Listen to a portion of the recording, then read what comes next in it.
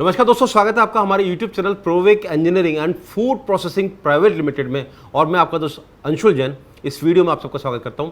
दोस्तों, आजकल हर जगह चर्चा चल रही है बायोमास पैलेट प्लांट, और हर व्यक्ति आज अपने क्षेत्र के कचरे को, वेस्टेज को, वो चाहे एग्रीकल्चर वेस्ट हो, म्यूनिसिपल वेस्ट हो या फिर इंडस्ट्री का वेस्ट हो, उसको किसी न किसी तरह से रूपांतरित करके, पैलेट के अंदर रूपांतरित करके, उसको डेंसिफाई करके कस्टमर की तलाश में है। आज का हमारा वीडियो इसी सारे सब्जेक्ट को कवर करेगा कि आखिरकार ये बायोमास पैलेट का बिजनेस है क्या, और इसके अंदर हम पूरा समझेंगे कि आखिरकार बायोमास क्या है, बायोमास पैलेट क्या है, क्या क्या इसके लिए मशीन लगेंगी, क्या एरिया की रिक्वायरमेंट होगी, क्या बजट लगेगा, कितना प्रॉफिट होगा, आरओआई कब आएगी। ऐसे कई विषय आज इस वीडियो को हम पूरा कवर करेंगे, तो आपको ध्यान से सुनना इस पूरी वीडियो को। दोस्तों, बायोमास की जब बात होती है तो हमारे सामने एक इंग्लिश का बड़ा भारी वर्ड आता है BIOMASS, लेकिन ये वर्ड बड़ा भारी है। इसका अर्थ देखा जाए हिंदी के अंदर तो वो बड़ा सामान्य सा है, वो है कचरा, wastage, waste of agriculture, wastage of industry and wastage of municipal, ये सब मिला करके हमारे को बनाते हैं बायोमास। और आज की डेट में अगर हम देखें तो पूरे भारतवर्ष के अंदर जहाँ पर हम लोग काफ़ी बड़ी मात्रा में डॉलर खर्च करके, धरती का दोहन करके फ्यूल को ला रहे हैं, वहीं पर एक बड़ी मात्रा में अगर हम क्षेत्र वाइज भी देखें तो हर जगह एग्रीकल्चर का वेस्ट यानी कि बायोमास सड़ रहा है, गल रहा है, क्योंकि उसकी अवहेलना हो रही है। तो अगर बात करें भारत के हर राज्य की अपनी एक विशेषता है, वहाँ पर अपना अपना अलग अलग कृषि का पैटर्न है। पंजाब, हरियाणा जहाँ पर धान काफ़ी बड़ी मात्रा में होता है, यूपी जहाँ पर धान के साथ में गन्ना काफ़ी बड़ी मात्रा में है, राजस्थान जहाँ मस्टर्ड यानी कि सरसों और सोयाबीन काफ़ी बड़ी मात्रा में है, गुजरात जहाँ कपास, सोयाबीन बड़ी मात्रा में है, साउथ में अगर देखें हम महाराष्ट्र से लेकर पूरे साउथ के अंदर तो वहाँ पर कपास, सोयाबीन काफ़ी बड़ी मात्रा में है, दालें काफ़ी बड़ी मात्रा में है। और हम बात करें नॉर्थ ईस्ट की बात करें तो वहाँ पर बैम्बू, नेचुरल फार्मिंग होती है उसकी। और जहाँ जहाँ पर ये सब चीज़ें हैं, जहाँ जहाँ पर भी फसल का उत्पादन है, वहाँ फसल के आसपास फसल काटने के बाद में एक अवशेष रह जाता है, जिसको हम हिंदी में सामान्य रूप से बोलते हैं पराली। तो दोस्तों, होता क्या है कि किसान एक बहुत ही, अगर देखा जाए तो ज़मीन से जुड़ा हुआ व्यक्ति होता है। जब किसान अपनी फसल काट चुका होता है, उसके पास में फसल के बाद जो अवशेष रह जाता है, जो कृषि का अवशेष रह जाता है, उसको जलाने के सिवाय कोई ऑप्शन नहीं होता, क्योंकि ना तो उसके पास लेबर होती। आज की डेट में मैकेनिकल हार्वेस्टिंग होती है, मैकेनिकल हार्वेस्टर आकर के एक खेत के खेत को काट के चले जाते हैं। उसके बाद उस पूरे खेत को, पराली को हटाने के लिए, अवशेष को हटाने के लिए उसको काफ़ी लेबर की आवश्यकता होती है। और आज की डेट में जिस युग में हम देख रहे हैं, मोबाइल के युग में, हमें लेबर नहीं मिल पाती है। तो हर राज्य के जो फसल की कटने के बाद में जो उसका अवशेष है, जिसको हम पराली बोलते हैं, तो आखिरकार फार्मर को उसको जलाना होता है। और इस तरह से हम एक नेचुरली अवेलेबल हमारा एक बड़ा रिसोर्स है, उसको खत्म कर रहे हैं। दोस्तों, ये जो असंतुलन हम प्रकृति के अंदर देख रहे हैं कि एक तरफ तो हम महंगी चीज़ खरीद के ला रहे हैं, और एक चीज़ जिसके अंदर प्रचुर मात्रा में कैलोरीज हैं, एक प्रचुर मात्रा में इसके अंदर एनर्जी छुपी हुई है, जो एनर्जी का भंडार है, उसको हम जला रहे हैं, सड़ा रहे हैं, गला रहे हैं। तो दोस्तों, इसी संतुलन को बैठाने के लिए आज इस पूरे विषय पर हम चर्चा कर रहे हैं। और इसी पूरे संतुलन का एक जो सब्जेक्ट निकल कर आता है वो है बायोमास पैलेट का प्लांट, जिसके अंदर हम लोग ऐसे जो हमारा अवशेष है उसको जलाने से रोक करके उसको एक पैलेट में कन्वर्ट कर सकते हैं। और ना केवल पैलेट में कन्वर्ट करते हैं, बल्कि उससे एक अच्छी खासी कमाई कर सकते हैं। तो पूरा हम सुनने जा रहे हैं। दोस्तों, जैसा मैंने कहा कि जब पंजाब के अंदर पराली जलती थी, पंजाब के अंदर पराली जलने से जो धुआं उठता था और जो उसकी हवा दिल्ली की तरफ होती थी, तो इसकी वजह से ये जहरीली हवा दिल्ली के अंदर पहुंची। और पिछले साल हमने देखा कि दिल्ली के अंदर AQI इंडेक्स जो है वो 550 पार कर गया। ऐसे केस में दिल्ली की सरकार, केंद्र सरकार और सुप्रीम कोर्ट ऑफ इंडिया, इन सब ने डिसाइड किया कि हमको पराली को जलने से रोकना है। और यकीन मानिए कि सारी जो मुहिम हम आज देख रहे हैं, ये सिर्फ पंजाब हरियाणा की वजह से पैदा हुई, क्योंकि सबसे ज़्यादा उससे प्रभावित हमारी देश की राजधानी दिल्ली हो रही थी। और तब ये निकल कर आया कि जितनी भी हमारी पराली है, इसको हमको पैलेट में कन्वर्ट करना है, यानी कि हमारी जो पराली है इसको हमको जलने से रोकना है और इसको पैलेट में कन्वर्ट करना है। ना केवल पैलेट में कन्वर्ट करना है, बल्कि सुप्रीम कोर्ट का कंपल्सन आ गया, केंद्र सरकार का प्रपोजल आ गया कि अब जितने भी NTPCs हैं, जितने भी थर्मल प्लांट हैं, उन सबको अपने यहाँ पर मौजूद कोल की कंजप्शन को 5% से कटौती करना पड़ेगा। और ये कटौती 5% की कम नहीं थी दोस्तों। आज पूरे देश के अंदर देखा जाए तो 220 गीगावाट का पावर का उत्पादन है, जिसके अंदर कईयों करोड़ों टन कोयले की रोज की आवश्यकता होती है। और उसका 5% देखा जाए तो ये लगभग 1 लाख टन पैलेट की आवश्यकता पर डे के हिसाब से है। आज अगर हम पूरे देश के अंदर पावर स्ट्रक्चर को देखें तो पिछले 10 साल के अंदर आमूलचूल परिवर्तन हुए हैं। 10 साल पहले जहां पर हमारी थर्मल पावर 70% 80% के आसपास थी, आज वही घट करके 50% रह गई है, यानी थर्मल के ऊपर डिपेंडेंसी हमारी कम हुई है। वहीं पर रिन्यूएबल एनर्जी के सोर्सेज की बात करें तो सोलर एनर्जी 20%, पवन चक्की यानी कि विंड पावर 10%, जल प्रताप यानी कि हाइड्रो पावर 10%, बायोमास 2.5% और एटॉमिक पावर 2.5%। इस तरह से देखा जाए तो पिछले 10 साल के अंदर हमारी कोयले के ऊपर निर्भरता कम हुई है, क्योंकि हमारे पास रिन्यूएबल सोर्सेस क्रिएट हुए, जैसे सोलर क्रिएट हुआ, विंड क्रिएट हुआ, या हम कहें तो हाइड्रो पावर क्रिएट हुआ। लेकिन अभी भी जो ये हम देख रहे हैं 50%, ये डिमांड कम नहीं है।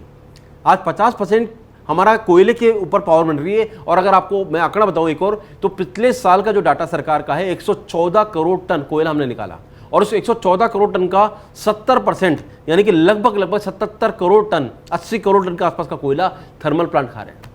और इस 80 करोड़ टन का 5% यानी कि लगभग 4 करोड़ टन के आसपास की पैलेट की आवश्यकता हमको सालाना होगी। अगर मैं मोटा मोटी बोलूं 1 लाख टन पर डे की बात करूं तो लगभग 365 दिन में हो गया 365 लाख टन, मतलब हो गया 3 करोड़ 65 लाख टन के आसपास हो गया। यानी मोटा मोटी देखा जाए पूरे भारत की जो रिक्वायरमेंट है 1 लाख टन की आवश्यकता है। दोस्तों अब एक विषय यह है कि इसके सामने हमारे पास अवेलेबिलिटी क्या है।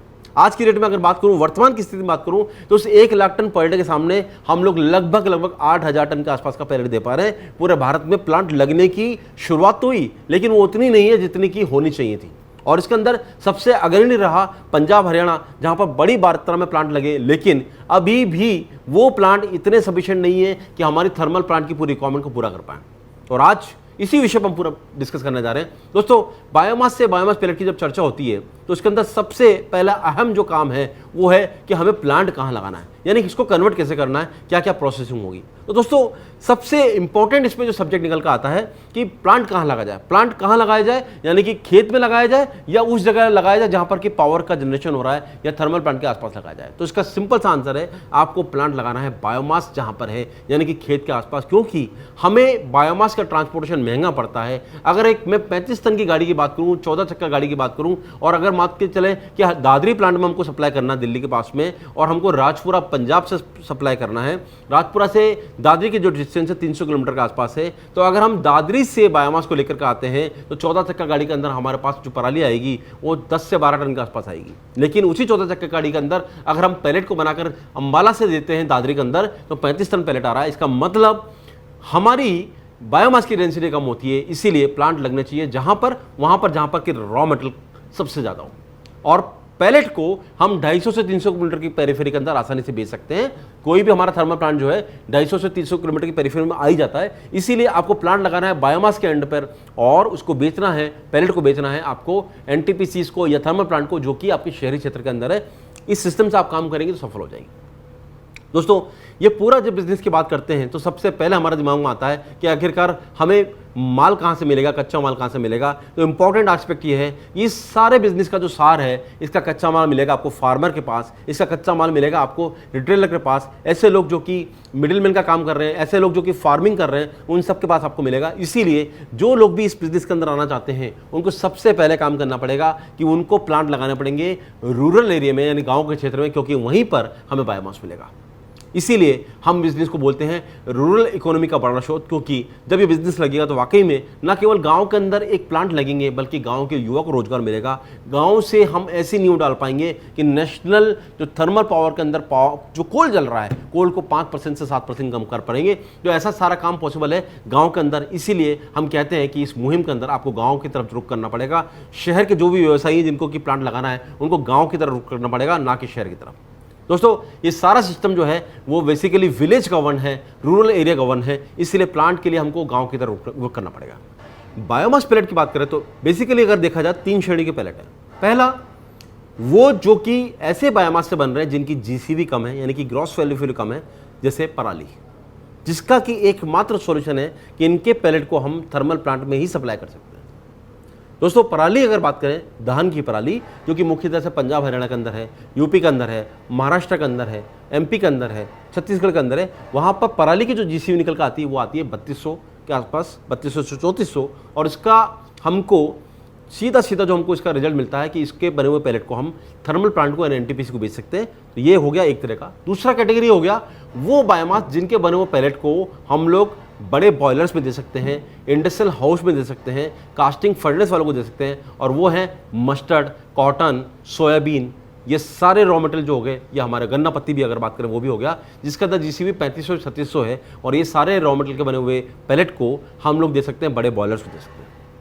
तीसरा रॉ मटेरियल हो गया दोस्तों, वो रॉ मटेरियल जो कि हमें इंडस्ट्रियल वेस्ट के रूप में मिल रहा है, वो हो गया हमारा जैसे राइस हस्क, जो कि छत्तीसगढ़ में, एमपी में, जहाँ जहाँ भी राइस मिल है, यूपी के अंदर, हरियाणा के अंदर, उन राइस मिल का वेस्ट लगभग 20% के आसपास उनमें से वेस्ट निकल कर आता है। और दोस्तों ये राइस मिल का जो हस्क है, जिसको राइस हस्क बोलते हैं, धान की भूसी बोलते हैं, इसको सीधा हम प्रोसेसिंग करके, ग्राइंडिंग करके और पैलेट बना करके इसको सीधा बेच सकते हैं, और ये भी जाता है सीधा सीधा हमारा एनटीपीसी को, थर्मल प्लांट को जाता है, या फिर प्राइवेट सेक्टर के थर्मल प्लांट को भी जा सकता है। चौथी कैटेगरी हो गई हमारी वो रॉ मटेरियल जिनसे बने हुए पैलेट को हम शहरी क्षेत्र में पैलेट बर्नर को दे सकते हैं, और वो रॉ मटेरियल है लकड़ी, या लकड़ी का बुरादा, इसको हम बोलते हैं सॉडस्ट। उसके बाद हो गया मक्के का भुट्टा, तीसरा हो गया कैश्यू शेल, चौथा हो गया कोकोनट शेल यानी कि नारियल का शेल, पांचवा हो गया मूंगफली, और छठा हो गया बैम्बू पाउडर। ये कुछ ऐसे रॉ मटेरियल हैं जिनसे बने हुए पैलेट को हम शहरी क्षेत्र में दे सकते हैं, पैलेट बर्नर ओनर को दे सकते हैं, क्योंकि इनकी जीसी भी अच्छी होती है। आज की डेट में कुछ विषय हम बात करने लगे, नेपियर की बात करने लगे, क्योंकि आजकल एक फार्मिंग के अंदर भी अल्टरनेटिव जो आ गया है कि अगर आप रेगुलर फार्मिंग की जगह पर नेपियर फार्मिंग करते हैं तो उससे भी आप अच्छा खासा इनकम कर सकते हैं, और नेपियर फार्मिंग करके नेपियर से बने हुए पैलेट को भी आप लकड़ी से बने हुए पैलेट के बराबर ही 4000 जीसीबी के हिसाब से बेच सकते हैं, तो वो भी इसके अंदर हो गया। तो 4 कैटेगरी हमने देखी। तो दोस्तों आपको ये तय करना है कि आपके पास बायोमास कौन सा है और किस कैटेगरी में प्लांट के बने हुए मेटेरियल को बेचना है, ये आपको डिसाइड करना है। मैंने बता दिया आपको, इस तरह से आप चारों कैटेगरी में डिवाइड कर सकते हैं। और मुख्यतः से देखा देखो दोस्तों, तो 4 बड़े मार्केट हमारे पास में है। पहला मार्केट हमारा एनटीपीसी, जो कहता है कि हम आपसे जीसीबी के हिसाब से मटेरियल लेंगे, यानी कि अगर आपका 1000 जीसीबी है तो हम आपको ₹2.32 देंगे। इसका मतलब 3000 जीसीबी का मटेरियल को हम आपको 3000 गुणा ₹2.32 यानी ₹6.5 में दे देंगे। 4000 जीसीबी के प्रोडक्ट को हम ₹8.5 में दे देंगे, ₹9 में दे देंगे। इसका सिंपल सा फंडा है कि इनको जीसीबी के हिसाब से पेमेंट करना है, लेकिन साथ साथ थर्मल प्लांट कहते हैं कि आपके मटेरियल के अंदर मॉइस्चर कंटेंट जो है 14% से कम होनी चाहिए, एच कंटेंट 20% तक होनी चाहिए, और साथ साथ इसके अंदर जो पाउडर कंटेंट है वो 5% से कम होना चाहिए। इस तरह से थर्मल प्लांट जीसीबी के हिसाब से आपको पेमेंट देने के लिए रेडी है। आप जितना चाहे मटेरियल उनको दे सकते हैं। जैसे मैंने बताया था वीडियो के प्रारंभ में कि 1 लाख टन के सामने अभी 8000 टन ही पर डे पैलेट मिल पा रहा है, तो बहुत लंबा गैप है, बहुत लंबी खाई है। जितना फिल करते जाएंगे उतना अच्छा होगा। दूसरा कस्टमर हमारे पास दोस्तों हो गया प्राइवेट सेक्टर का पावर प्लांट, जैसे एनटीपीसी, उसी तरह से आज के डेट में बड़े बड़े बिजनेस हाउस अपने पावर प्लांट लेके बैठे हैं, और वो सब एक बड़ी भारी मात्रा में देखा जाए इंपोर्टेड कोल के ऊपर डिपेंडेंट है। तो ऐसे जो कस्टमर्स हैं वो अच्छी क्वालिटी का पैलेट चाहते हैं। वो कहते हैं कि हमें वो पैलेट चाहिए जिसके अंदर जीसीबी भी अच्छी हो, 3500 के आसपास जीसीबी हो, जिसके अंदर एच और मॉइस्चर कंटेंट 10% से कम हो। तो ऐसे पैलेट बनते हैं दोस्तों मस्टर्ड से, ऐसे पैलेट बनते हैं हमारे कॉटन से, सोयाबीन से, और इन सब के अंदर आपको रेट अच्छी मिल सकती है। जहाँ पर एनटीपीसी आपको 4000 जीसीबी का ₹9.5 दे रहा है, वहीं पर ये कस्टमर आपको ₹10.5 तक दे सकते हैं। तीसरा कस्टमर दोस्तों हो गया हमारा शहरी क्षेत्र का वो कस्टमर, वो एंड कस्टमर जो कि पैलेट बनना चला रहा है। इसको भी थोड़ा समझ लेते हैं। पैलेट बनना क्या बोला है दोस्तों? शहरी क्षेत्र में अगर बात करें, खास करके हम जैसे दिल्ली एनसीआर की बात करें या हम पुणे मुंबई की बात करें दोस्तों, तो यहाँ पर अभी तक जितनी इंडस्ट्री चल रही थी उन सब इंडस्ट्रीज के अंदर जो सबसे मेन था, जो फ्यूल था, वो था एलपीजी, सीएनजी, डीजल। और अगर एलपीजी, सीएनजी, डीजल की बात करें तो एलपीजी ₹100 किलो आती है, डीजल, सीएनजी ₹90 किलो बात करते हैं। अब एक एनर्जी के हिसाब से देख लेते हैं कि शहरी क्षेत्र में हमारा पैलेट की कीमत है ₹12, जिसके अंदर जीसीबी 4500 होती है। इसका मतलब अगर हम एलपीजी की बात करें तो ₹100 के एलपीजी से हमको 12000 एनर्जी मिल रही है, ₹90 के डीजल या सीएनजी से हमको 8800 एनर्जी मिल रही है। उतनी ही एनर्जी अगर हमको पैलेट से लानी हो दोस्तों, तो हमको ₹100 की गैस के सामने 12000 कैलोरी के सामने अगर हम देखेंगे तो 12000 डिवाइड बाय 4500 यानी कि लगभग 2.5 से 3 किलो पैलेट की आवश्यकता होगी, और 3 किलो पैलेट की कीमत होगी 12 गुना 3 यानी ₹36। यानी जो काम हमारा ₹100 में हो रहा है वो काम हो जाएगा हमारा ₹36 में। इस तरह से डीजल के सामने बात करें तो जो काम हमारा लगभग ₹90 में हो रहा है वो हो जाएगा हमारा 24 से लेकर ₹30 के अंदर। इसका मतलब अगर हम शहरी क्षेत्र की बात करें तो हाई कॉस्ट के जो फ्यूल हैं उनके सामने हमारा काम लगभग 1/3 फ्यूल में हो जाएगा। इसीलिए शहरी क्षेत्र के लोग बोलते हैं कि हमें भी पैलेट चाहिए, लेकिन हमें वो पैलेट चाहिए जिसके अंदर जीसीबी लगभग 4500 के आसपास हो, 4 से 1000 से ऊपर हो, जिसके अंदर एच कंटेंट 3% से कम हो, मॉइस्चर कंटेंट 6% से कम हो, और ऐसा पैलेट की ये मार्केट अच्छी रेट देने के लिए भी रेडी है। ये कहते हैं कि हम आपको ₹12 किलो भी दे सकते हैं, और दे रहे हैं। तो दोस्तों मार्केट को आपको समझना है कि आप किस जगह बैठे हुए हैं। ऐसा नहीं कि आप गांव में बैठ करके सोचे कि शहरी क्षेत्र में दे देंगे, शहर में बैठ के सोचे कि आप गांव में जाकर प्लांट लगाएंगे। आपको एक संतुलित होना पड़ेगा कि हम कहां बैठे, हमारी लोकेलिटी क्या है और हमारे आसपास का मार्केट क्या है। आपको मार्केट के हिसाब से प्लांट लगाना पड़ेगा। दोस्तों इसके अंदर एक और देखिए, लास्ट कस्टमर जो बैठता है वो है सीमेंट प्लांट। क्योंकि सीमेंट प्लांट की अगर बात करें तो सीमेंट प्लांट, अगर आप सीमेंट का एक बैग देखते हैं तो 300 रुपए का बैग जो होता है उसके अंदर 150 रुपए कम से कम उसको बनाने में लगने वाला फ्यूल में खर्च हो रहा है, यानी कि फ्यूल के रूप में खर्च कर रहा है। तो ऐसे सीमेंट प्लांट को अगर पैलेट दिया जाए या उसको पाउडर दे दिया जाए बायोमास का, तो वो कहते हैं कि हम अपनी कीमत को लगभग 25 से 30% कम ले आएंगे।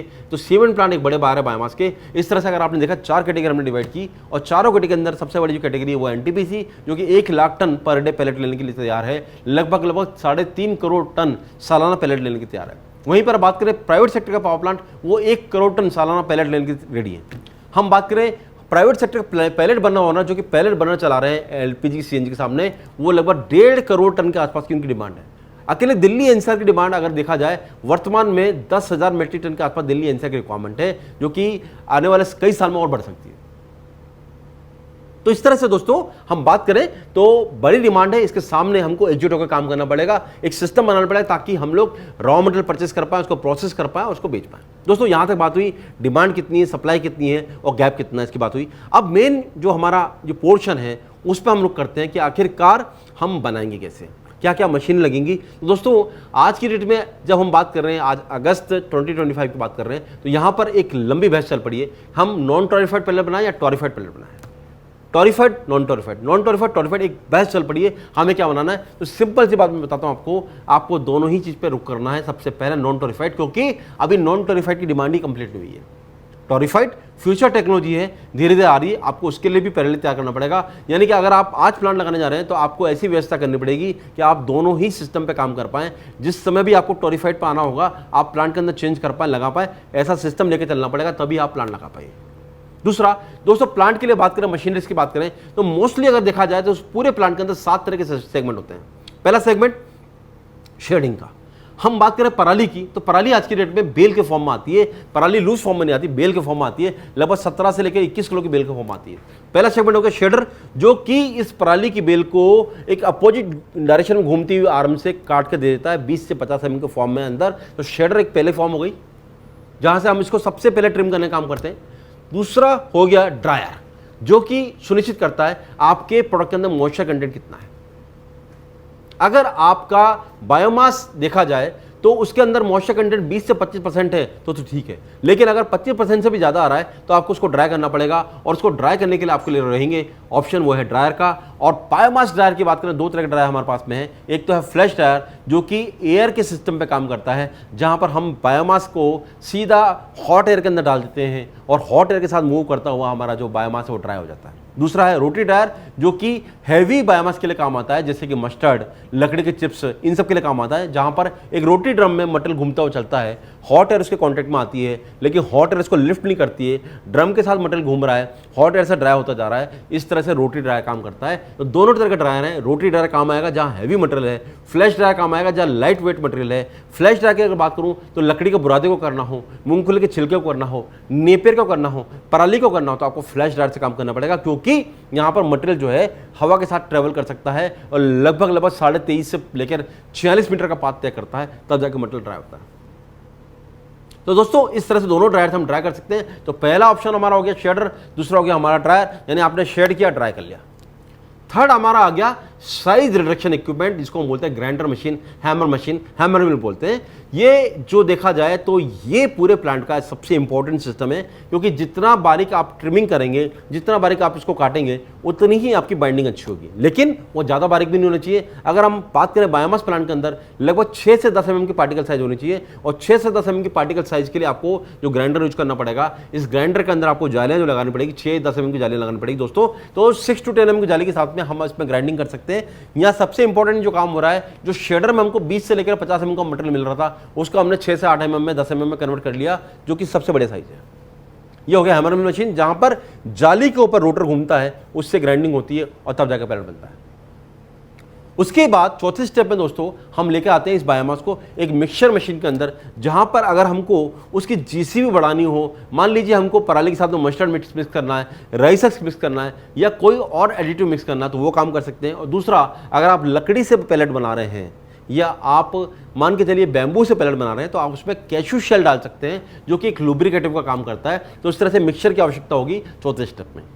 पांचवा स्टेप होगा, यहां से जो मटेरियल मिक्स हो गया उसको हम ले जाएंगे पैलेट मशीन के अंदर, और ये पैलेट मशीन जो होती है दोस्तों वर्टिकल रिंग डाई, जो आज के डेट में सबसे फेमस है। इस रिंग डाई मशीन के अंदर आप हॉरिजॉन्टली घूमती हुई डाई के अंदर या वर्टिकल घूमती हुई डाई के अंदर जब रोल शेल से प्रेशर देते हैं और उनके बीच में मटेरियल जब आता है तो वो पैलेट बन जाता है। आज की डेट में पैलेट की जो रिक्वायरमेंट है, ओपन मार्केट यानी पैलेट बनने वालों को 6 mm के पैलेट की आवश्यकता होती है, बॉयलर्स वालों को 8 mm के पैलेट की आवश्यकता होती है, बनने वालों को 6 mm के पैलेट की आवश्यकता होती है। जो बॉयलर्स के लिए बात करें उनको 8 mm के पैलेट की आवश्यकता है, और थर्मल प्लांट कहते हैं हमें 8 से लेकर के 16 mm तक के पैलेट दे सकते हैं, 25 mm तक के भी पैलेट दे सकते हैं। लेकिन अभी वर्तमान में सिर्फ ब्रिकेट मशीन से ही 25 mm के पैलेट बन सकते हैं, अन्यथा अगर बात करें वर्टिकल रिंग डाई मशीन से हम 8 mm 12 mm तक के पैलेट बना सकते हैं। तो ये पैलेट मशीन हो गई जो कि पांचवा अंग है। इसके बाद जो बना हुआ पैलेट है दोस्तों वो होता है गर्म, उसको हाथ नहीं लगा सकते हैं, इसलिए उसको ठंडा करना पड़ता है। इसके लिए हमारे पास होती है कूलिंग कन्वेयर। कूलिंग कन्वेयर पर उसको ठंडा करते हैं, जहां पर उसका जो टेम्परेचर है लगभग रूम टेम्परेचर के आसपास आ जाता है। उसके बाद हम इसको करते हैं ग्रेडिंग, क्योंकि इस पूरे प्रोसेस में अगर कहीं भी पाउडर बनाए तो वो हट जाता है ग्रेडिंग मशीन से, और उसके बाद करते हैं पैकिंग। तो इस तरह से देखा जाए दोस्तों 8 स्टेप हो गई। पहला शेडर, दूसरा ड्रायर, तीसरा हैमर मिल, चौथा मिक्सचर, पांचवा पैलेट मशीन, छठा कूलर, सातवां ग्रेडर और 8वां पैकिंग मशीन। इन 8 स्टेप से हम किसी भी बायोमास से पैलेट बना सकते हैं, और वो भी किसी भी कैटेगरी की। जैसे मैंने बताया था कैटेगरी 4 अलग अलग तरह की है। आप एनटीपीसी को देना चाह रहे हैं, आप बड़े बॉयलर को देना चाह रहे हैं, आप ओपन मार्केट में देना चाह रहे हैं, या सीमेंट प्लांट को देना चाह रहे हैं, इन सब कैटेगरी का माल को बनाना हो तो इस प्लांट से आप सब कुछ बना सकते हैं। जो मैंने प्लांट बताया इसको बोलते हैं हम वर्सेटाइल प्लांट, यानी कि बहुआयामी मल्टीपर्पज प्लांट बताया, जिससे कि आप किसी भी तरह के कस्टमर को टैकल कर सकते हैं। तो दोस्तों ये बात हुई बायोमास से पैलेट प्लांट के अंदर क्या क्या मशीन लगती है। और अब आते हैं इंपॉर्टेंट अंग पे कि आखिरकार ऑपरेटिंग कॉस्ट कितनी होती है, क्योंकि ये सबसे बड़ा इंपॉर्टेंट एस्पेक्ट होता है। तो दोस्तों बायोमास के मटेरियल की बात करें तो अमूमन बायोमास लगभग पूरे मार्केट के अंदर, पराली की बात करें तो 1.5 से 2 रुपये के अंदर मिल जाती है, मस्टर्ड की बात करें तो 3 से 3.5 रुपये के अंदर मिल जाती है, लकड़ी की बात करें तो 4 से 4.5 के अंदर मिल जाती है। 3 अलग अलग हो गए। इन सब में इंपॉर्टेंट कॉमन ये बात है कि इसकी ऑपरेटिंग कॉस्ट जो होती है 3 से 3.5 रुपए के आसपास होती है। 3 रुपए की अगर बात करें तो उसमें 1.25 रुपए, 1 से 1.25 रुपए लाइट का खर्चा होता है, 50 पैसा इसमें लेबर का खर्चा होता है, 30 पैसा इंटरेस्ट का खर्चा हो गया, 20 पैसा पैकिंग का खर्चा हो गया, 20 पैसा लोडिंग अनलोडिंग का खर्चा हो गया।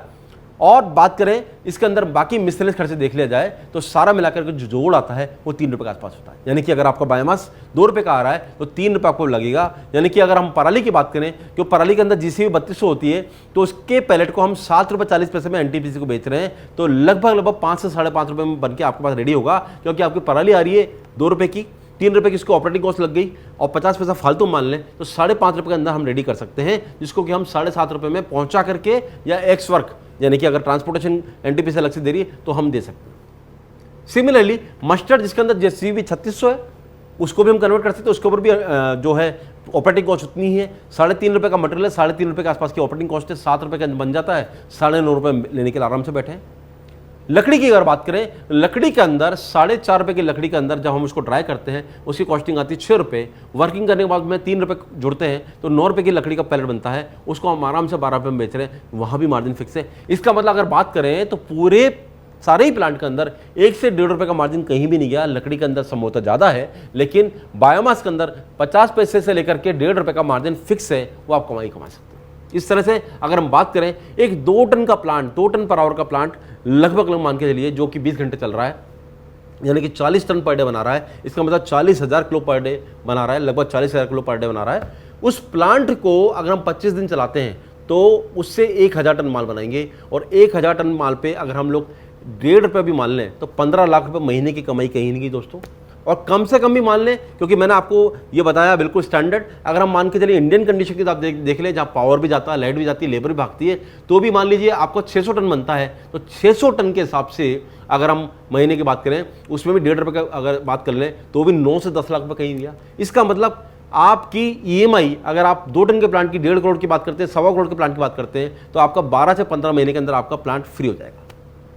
यानी कि आपकी आरओआई जो है इस पूरे सिस्टम के अंदर, आप किसी भी सिस्टम में जाइए, चाहे एनटीपीसी को जाइए, चाहे आप सीमेंट प्लांट को जाइए, चाहे आप बिग बॉयलर्स को जाइए, कहीं भी 1.5 साल से ज़्यादा की आपको ROI नहीं होने वाली है। लेकिन इसके लिए मैं ये आपको सिंपल बता दूं, इसके लिए आपको बिल्कुल संगठित होकर काम करना पड़ेगा। इस प्लांट के जो 3 अंग हैं, प्रोक्यूरमेंट, प्रोडक्शन और सेल्स, तीनों में सामंजस्य जरूरी होगा। जहाँ प्रोक्यूरमेंट की बात आती है, आपको किसान से जाकर बात करनी पड़ेगी, फार्मर प्रोड्यूसर ऑर्गेनाइजेशन या फार्मर प्रोड्यूसर कंपनी बनानी पड़ेगी, उनसे टाइप करना पड़ेगा ताकि आपको लगातार माल मिलता रहे। दूसरा, एक सतत पावर की आपको आवश्यकता पड़ेगी, एक सतत मैन्युफैक्चरिंग लेबर की आवश्यकता पड़ेगी, तब जाकर के आप 20 घंटे चला पाएंगे, तब जाके प्रॉफिट अर्जित करना पॉसिबल होगा। अगर आप प्लांट 10 घंटे चलाते हैं तो आप प्रॉफिट को भी आधा मान लीजिए और आपकी एफिशिएंसी भी निकल पाएगी। इसलिए दोस्तों, इस पूरे सिस्टम के अंदर आपको अगर काम करना है तो पूरा एफिशिएंटली काम करना पड़ेगा, तब जाकर के इसके अंदर बहुत अच्छी इनकम आप कर सकते हैं। दोस्तों, अब लास्ट सेगमेंट हम चलते हैं कि आखिरकार इस प्लांट की कॉस्ट क्या है। तो दोस्तों, हमारे पास आपके लिए प्लांट 5 तरह के प्लांट हैं। पहला है 500 किलो प्रति घंटा, दूसरा है 1000 किलो प्रति घंटा यानी 1 टन पर आवर, तीसरा है 2000 किलो प्रति घंटा यानी कि 2 टन पर आवर, चौथा है 5 टन पर आवर, पांचवा है 10 ton per hour, 10,000 kg per hour. पहला प्लांट 500 किलो प्रति घंटा, इसके लिए एरिया रिक्वायर्ड रहेगा 4 से 5,000 स्क्वायर फीट, बजट रहेगा इसके लिए लगभग 60 लाख रुपए का और इसके लिए पावर लगेगी लगभग 150 kVA के आसपास। दूसरा प्लांट यानी 1 टन पर आवर, 1000 किलो प्रति घंटा, जिससे 20 घंटे के अंदर 20 टन माल बना सकते हैं। उस प्लांट के लिए जगह लगेगी 7 से 8,000 स्क्वायर फीट की, बजट लगेगा 90 लाख रुपए का, पावर लगेगी 180 से 200 kVA। तीसरा प्लांट 2 टन पर आवर यानी कि 2000 किलो प्रति घंटा, जिसको हम बोल सकते हैं 40,000 किलो प्रति दिन का बात करें। उस प्लांट के लिए जगह लगेगी लगभग 10 से 12,000 स्क्वायर फीट की, बजट लगेगा 1.25 से 1.5 करोड़ रुपए का और इसके साथ साथ इसकी पावर लगेगी 350 से 400 kVA। चौथा प्लांट 5 टन पर आवर, जिसको हम बोलते हैं 100 टन पर डे का प्लांट 20 घंटे के अंदर। उस प्लांट के लिए बजट लगेगा 2.5 से 3 करोड़ का, जगह लगेगी लगभग 20,000 स्क्वायर फीट की और इसके लिए पावर लगेगी 900 kVA की। पांचवा प्लांट यानी इसको बोलते हैं हम 10 टन पर आवर का जंबो प्लांट, जो कि एनटीपीसी के लिए सबसे सूटेबल प्लांट है। इस प्लांट के लिए जगह लगेगी आपको लगभग 40,000 स्क्वायर फीट यानी 1 एकड़, बजट लगेगा लगभग 5.5 से 6 करोड़ का और उसके लिए पावर लगेगी 1500 kVA। इंपॉर्टेंट बात दोस्तों ये है कि इन सारे प्लांटों के अंदर मैंने आपको सिर्फ प्लांट की कीमत बताई है, शेड जो बताया मैंने उसको बनाने के लिए कीमत अलग है। तो जैसे मान के चले एग्जाम्पल ग्रुप में 2 टन के प्लांट की बात करें तो 2 टन के प्लांट का बजट है 1.25 करोड़ का, उसके लिए जगह की रिक्वायरमेंट है 12,000 स्क्वायर फीट की। 12,000 स्क्वायर फीट जगह को, शेड को बनाने के लिए हमको 500 रुपये स्क्वायर फीट के हिसाब से 60 लाख रुपये लगेंगे और उसके लिए ट्रांसफॉर्मर लगेगा 350 kVA, इसका 40 लाख रुपये और हो गए, तो 1.5 करोड़ प्लस 1 करोड़ यानी 2.5 करोड़ का बजट कम से कम आपको प्लांट लगाने का लगेगा। तो इस तरह से दोस्तों ये सारे ही प्लांट आप चूज कर सकते हैं। विशेष करके अब बोलूं तो एनटीपीसी के लिए अगर बात करूं तो एनटीपीसी के लिए हमको 2 टन का, 5 टन का, 10 टन का प्लांट सबसे सूटेबल है, क्योंकि इससे नीचे एनटीपीसी के अंदर प्रॉफिटेबिलिटी घट जाएगी। अगर आप एनटीपीसी को पैरेट देने सप्लाई की बात कर रहे हैं तो आपको इन सिस्टम पर आना पड़ेगा।